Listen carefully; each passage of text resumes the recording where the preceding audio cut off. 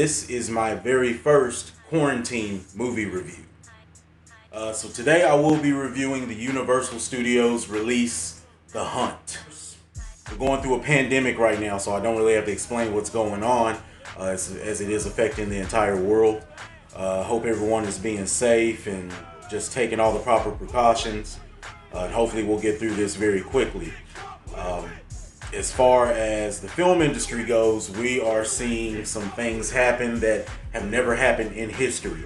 And for myself, it's been a mix of being both very exciting and also kind of scary, just because I am one of those people who actually enjoys going to the theater, right? And I just always have since I was a kid.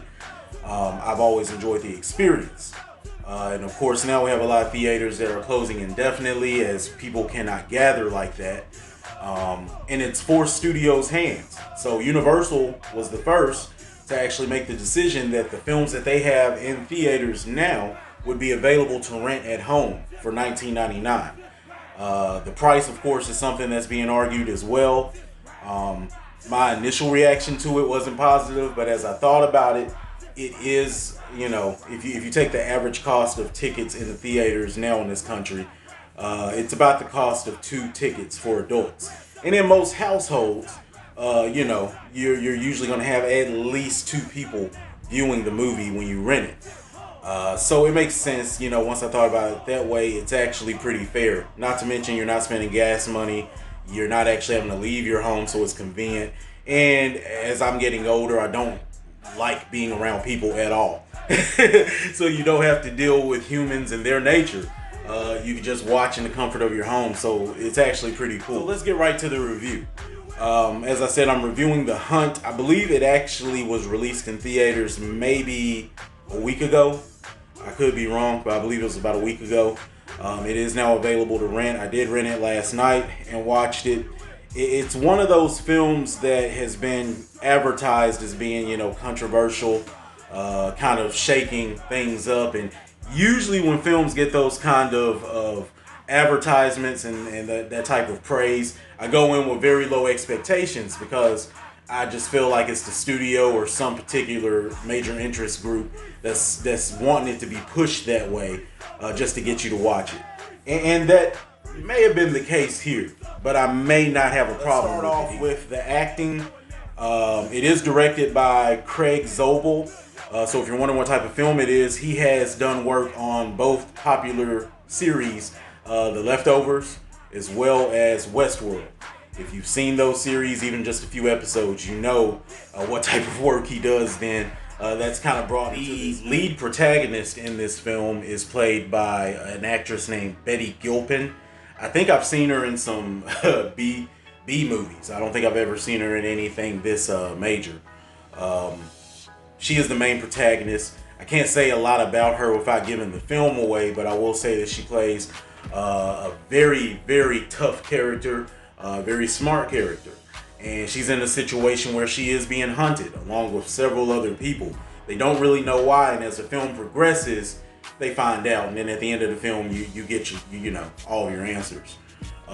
The main antagonist is played by Hilary Swank, who of course is an Academy Award winner.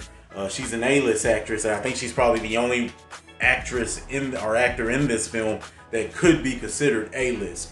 She kills it. She does a great job. Her character is just really creepy.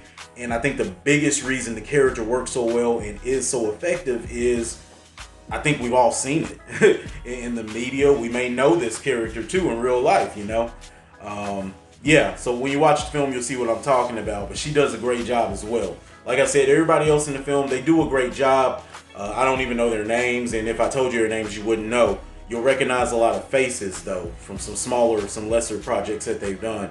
Like I said, a lot of B-list activity here. As far as the plot is pretty cool. I liked it. Kind of a twist at the end, nothing huge or major, but it was a little refreshing because I expected the film to go a different way.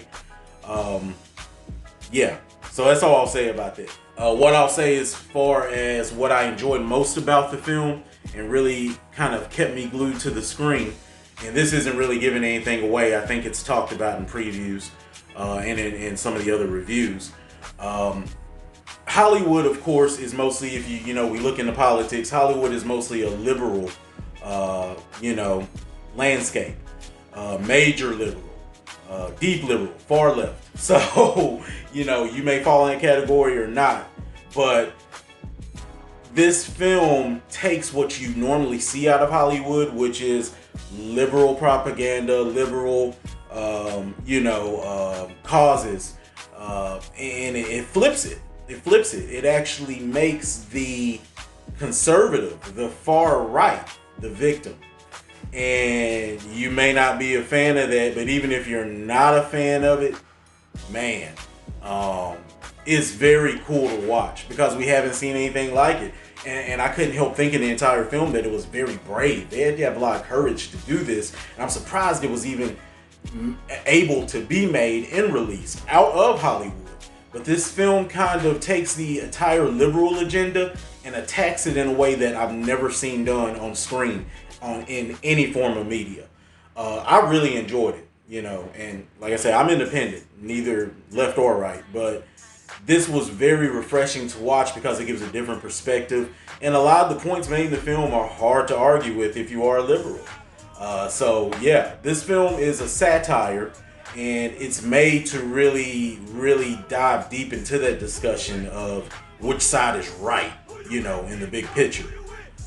It'll cause for great debates and great discussions after watching. So it's worth watching just for that. Like I said, it is satire. So that takes me to my cons on the film. I think my biggest con is that while it is satire, I get what you're saying, I get what you're doing, but you don't have to throw it in my face with every line. And this film does that a lot in several scenes where it's just like, okay, we get it. We know what you're saying. Just, let's move on with the movie. Satire can be done very well when things are more so hinted at, and it allows you, the viewer, to kind of work it out in your mind what you're watching. This film doesn't do that. It puts it in your face and it says, that's what this is, that's who that is. That kind of, that was a little cheesy for me. So that's probably my biggest con with the film. And then I will say the very ending of the film felt kind of lazy to me. And that's all I'll say about that. So that's all I'm going to say about the movie. I did feel like it was worth renting to watch at home, so I wasn't mad about paying to watch it. It was kind of a fun viewing, and a very intriguing one as well. My rating for The Hunt is, it's different in a necessary way. That's my best way of describing it.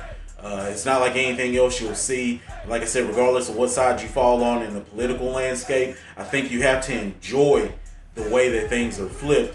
When you compare it against everything else we're fed by the media. What to say about it? Who knows how long this thing is going to go on? So as long as they're releasing films to be viewed at home, I'll continue watching them and reviewing them that way. Like I said, everybody stay safe, and until next time.